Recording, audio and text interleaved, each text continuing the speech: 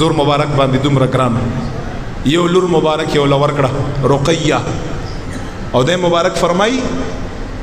کوم پهلو بیزار ته بیانوم د عثمان ابن عفان یو سیز باندې میاشتې لګي خو صرف جنگ بدر کې دی نه شامل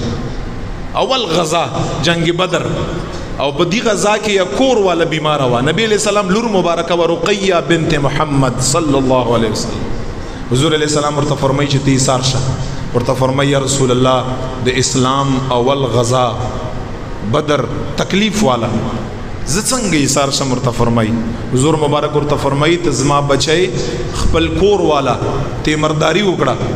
داغه خیال وساته داغه علاج معالجه وکړه ستا عذر دی ته ایثار شه نبی علیہ الصلوۃ والسلام ایثار کړ او چې کله غزا وشوه ځکه چې بدر صحابه خو ټولو نه بهتر دي او چې کله بدر غزا وشوه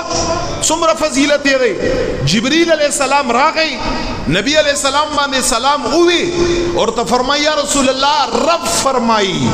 فرمای چې د بدر صحابه ته وایا اعملوا ما شئتم تاسو جنتیان یې نن نفس شکم عمل کړی یا رب نه تاسو جنتیان یې ورته وایا اعملوا ما شئتم سګونا چې تاسو کړی وی کړی بیا جنتیان یې دومره فضیلت والا صحابه دي بدریان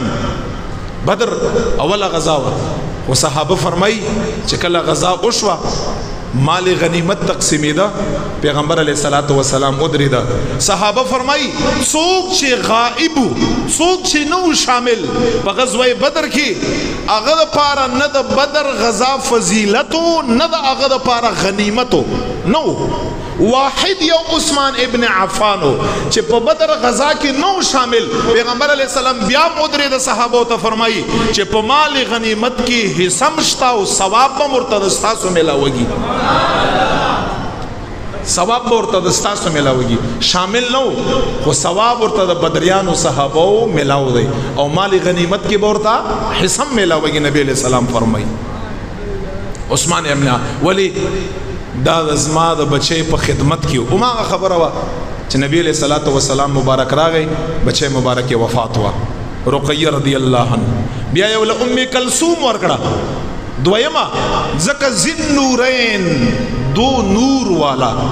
نبی علیہ الصلوۃ والسلام خاندان نور دی بخپل نور دی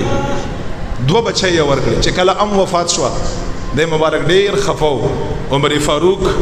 رضی اللہ عنہ فرمائی چې نبی علیہ الصلوۃ والسلام فرمایلی دي قیامت پر ورځ باندې به ټول خاندانونه یو بل منقطع شي ختم بشي الا ازما خاندان دا به یو بل سره نو ما سره خو دوه بچي وي دوانم لاړې ورته خفو دا بچکږي نبی علیہ السلام ورته فرمایل مخفقاغه عثمان ابن عفان دا خو دو لورانه ویګنا کزمات سلويخ لورانه وي ما به یو بل پسې ټول تعالی درکړي ورته فرم ټول به ما تعالی درکړي دومره په نبی علیہ السلام باندې ګرانو